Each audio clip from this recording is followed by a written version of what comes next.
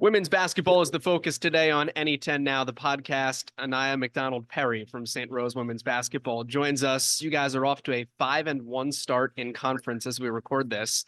So first off, congratulations. But second of all, tell me what's worked for you guys this season. What's definitely worked for us is mostly just being smart with our possessions, always getting like a shot every possession and just playing solid defense and trying not to let our opponent score, really. What's been the growth process for you? Obviously, you have a new coach this year. What's it been like to learn a new culture, learn a new system, and then see the fruits of your labor?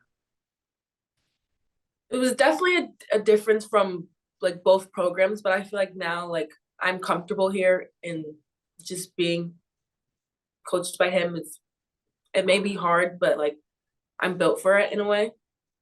Describe Coach Brown for me and what it's like to be a part of the Golden Knights. He's very picky. It's like everything has to be a certain way. It has to be correct. And if it's not correct, we will keep doing it over and over again until it's perfect. You mentioned you're off to a 5-1 start in conference, but you're also off to a 9-1 start overall. And you lost your very first game. That was against Pace. You have not lost since then. What did that first loss do for you? What did you learn from that first game that's now led to this undefeated streak? As a team, it felt like once we lost, we were like, we don't like losing. We don't like that feeling. We don't want to feel that ever again. And now it's like, we have to win. Your first win was against a team that was ranked number 4 in the country at that time. That was Assumption. Is there a message that comes with that when you see you guys beating a team that's ranked as high as Assumption was? Is there an aspect of belief that clicks in immediately? Was that important? Yeah. It was really important because we were voted in the beginning 11 in the polls, so we're like, okay, now we have to show you what we can do, basically. What happened? I know you said we don't like losing. We learned that from the first game. What happened? What did you learn from that second one? That we can actually do this, that we are a really good team, and we do have a really good program and a really good coach. Let's talk about the program at this point, because this is the last season of St. Rose women's basketball. How much is it a motivating factor for you guys to say, you know what, if this is going to be the last season, we're going to make it the best season humanly possible?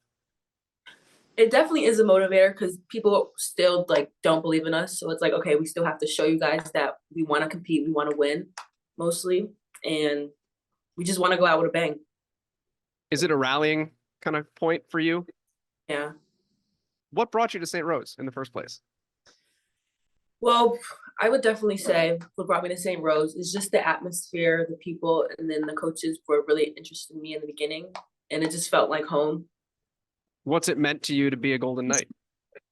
It just means that we're family, it's a family. Define that family. Describe that family. We always look out for each other. We're always there for each other in a way. And it's always good energy, good vibes. What do you guys have to do so that at the end of the season, that family accomplishes that ultimate goal? How do you make sure that it's not a 5-1 start, but that it's a 21-1 conference season? We have to keep competing in practice. We have to make each other better. This is just the beginning, When did you start playing basketball? I started playing basketball when I was 4 years old. Yeah. That early? Yeah. When did you know you loved basketball? Definitely when I came to St. Rose. Why is that? Because I felt like once I got here, I knew, because I'm not gonna lie, during high school it was really stressful for me just to actually go to college. But now, once I got here, I was like, oh my God, I can actually do it. I actually am a really good basketball player. Was there a moment in your freshman season last year when it clicked? Did you have that aha light bulb? My first game, actually. Tell me about it. We played Golden Beacon, and I didn't start, but I did get in. And I was like, okay, I'm going to show them what I can do. This is a new year. This is a new me, Nobody knows who I am, and I'm going to show you. What happened in that game that let you show the world? I did have a double-double. That's pretty darn good. Thank you. How did your mindset change after that? I feel like from then on, I was thinking I am a really good player, and now it's time to show the world, basically. Have you always been a post player? I have. At what age did they just say, "Aniya, you go stand under the bucket"? No, it was from the beginning because I've always been the tallest person on the court, always. Were you always happy to be the tallest person on the court? No, not at all. Tell me about the growth process of realizing that that was a good thing. Well, till this day, people are telling me that you're not a post, but I'm like, well, some people say I'm a post and some people don't say I'm a post. So I'm really confused on what I am. But at the same time, it's like, wherever you want to put me, go ahead, I can do it. Tell me about your game in particular, because as we talk, you're currently second in the Northeast 10 in rebounds and second in offensive rebounding as well. What's it like to be a really good rebounder? What goes into it? Definitely just get the ball. It's always, and I go get it. Literally just go get it. We like someone missed the basket, and you have to go get the ball. Like we want an extra possession, go get the ball, basically. Is it as simple as that? Is it as simple as just go get it? Or is there a science to, like, you've got to practice it, you've got to read the ball coming off the rim? What goes into being a good rebounder? Every day we do a drill where it's like St. Rose rebounding, where there's two teams, and it's like we're both competing to see who gets the most rebounds. And like if you get a rebound on offense, you can score, but if you get a rebound on defense, you get a stop. And it's always you have to box them out, but it's also like you have to know where the ball is. You have to know if it's going which side, if it's short, long, and it's like you have to see who's actually guarding you, if they're really boxing you out. If they are, wait, be smart about it. But if they aren't, go like fast, try to get it.